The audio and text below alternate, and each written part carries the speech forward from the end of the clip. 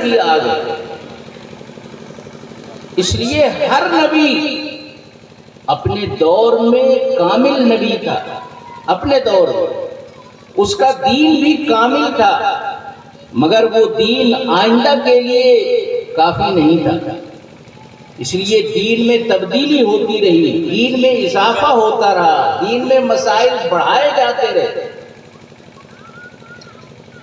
اور قرآن کریم نبی اکرم صلی اللہ علیہ وسلم پر اتارا گیا جو تمام آسمانی کتابوں میں سب سے بہتر ہے، سب سے جامع. سرکار دو عالم پر قرآن اتارا گیا جو آپ کی شریعت ہے. اللہ نے آپ کو حدیثیں دی جس میں قرآن کی تفصیلات ہیں. دین آپ کا مکمل. عرفہ کے میدان میں حج کے موقع پر دین کے مکمل ہونے کا قرآن نے اعلان کیا.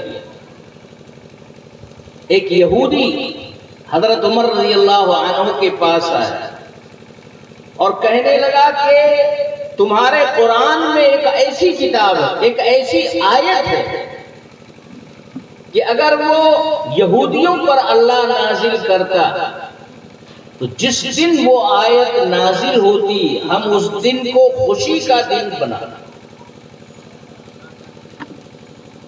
حضرت عمر سمجھ گئے، پھر بھی پوچھا کہ کون سی آیت ہے؟ تو کہا کہ یہ آیت ہے الیوم اکملت لکم دینکم واتممت علیکم نعمتی ورضیت لکم الاسلام دینا. آج میں نے تمہارے لیے تمہارا دین مکمل کر دیا، تم پر اپنی نعمت پوری کر دی اور تم سب انسانوں کے لیے اسلام کو ہی دین کے طور پر پسند کیا. یہ 3 باتوں کا اعلان ہے. حضرت عمر نے فرمایا یہ صحیح ہے کہ یہ بہت بڑا اعزاز ہے، لیکن اللہ نے جس دن یہ آیت اتاری وہ عرفہ کا دن تھا، 9 ذی الحجہ کا دن جس دن حج ہوتا ہے، اور وہ جمعہ کا دن بھی تھا. تو عرفہ کا دن بھی سال کی عید ہے. ایک تو عید کا دن ہے، یہ عرفہ کا دن اس میں حج ہوتا ہے، اس لیے وہ بھی عید کا دن مانا جاتا ہے. اور اس دن جمعہ بھی تھا، اور جمعہ جو ہے وہ ہفتے کی عید ہے. تو اللہ نے اس آیت کو اتارنے کے لیے ایسے دن کا انتخاب کیا جس میں 2 عیدیں پہلے سے. تو اب اس دن کو یادگار بنانے کے لیے الگ سے ضرورت نہیں. اب بتائیے یہودی اس کی اہمیت کو جانتا ہے کہ دین کے مکمل ہونے کا کیا مطلب ہے. یہودیوں کے پاس بھی دین ہے، مکمل نہیں ہے. عیسائیوں کے پاس بھی دین ہے، مکمل نہیں ہے. آئندہ زمانے کے لیے کافی نہیں ہے. اگر کوئی دین رہتی دنیا تک انسانیت کی رہنمائی کر سکتا ہے تو وہ صرف سرکار دو عالم صلی اللہ علیہ وسلم کا دین اسلام ہے، قرآن و حدیث. تو دین مکمل کر دیا گیا. قرآن اور حدیث اس کی بنیاد ہے.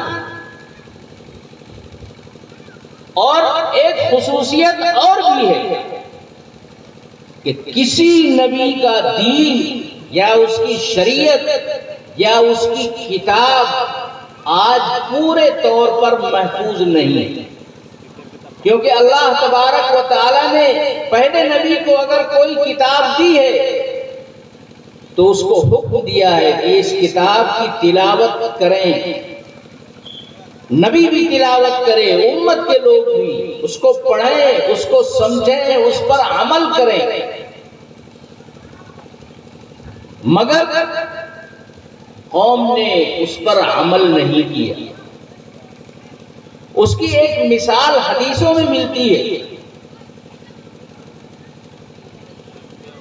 کہ شادی شدہ آدمی اگر بدکاری کرے، زنا کرے، تو اس کی سزا یہودیوں کے یہاں بھی یہی تھی کہ اس کو مار مار کے ہلاک کر دیا جائے۔ تورات میں آیت موجود، مگر یہودیوں نے کیا کیا؟ اگر کوئی غریب آدمی زنا اور بدکاری کر لیتا تو اس کو مار ڈالتا، اور اگر رئیس آدمی، علاقے کا بڑا سربراہ، مالدار زنا کرتا، بدکاری کرتا، تو جو مولانا اور مفتی صاحب ہوتے تھے